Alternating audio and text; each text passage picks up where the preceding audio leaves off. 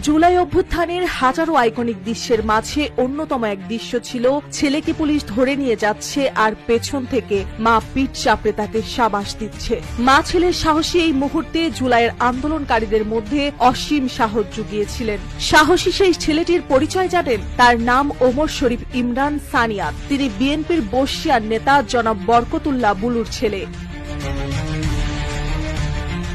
জুলাই আন্দোলনে স্বয়ংক্রিয় থাকার কারণে সানিয়াতকে ডিবি ধরে নিয়ে যায়। জানা যায় সেদিন অবর্ণনীয় নির্যাতন চলেছিল সানিয়াতের ওপর। নির্যাতন শেষে মামলার হাজিরায় আদালতে তোলার সময় হাতকড়া পরা ছেলেকে পিঠ চাপড়ে বলেছিলেন শাবাশ। ব্যাস মুহূর্তেই সোশ্যাল মিডিয়াতে মা ছেলে সেই দৃশ্য ভাইরাল বনে গিয়েছিলেন।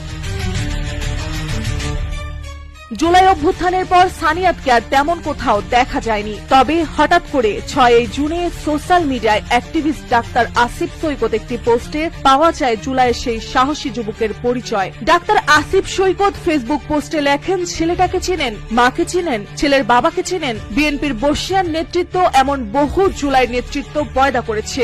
এতটুকু শিখিয়েছে বাবার নেতৃত্ব দিবি জুলুমের, শিকার হবি তাও অধ্যস্ত দেখাবি না, বিপ্লব চুরি করে স্যাসরামো করবি না।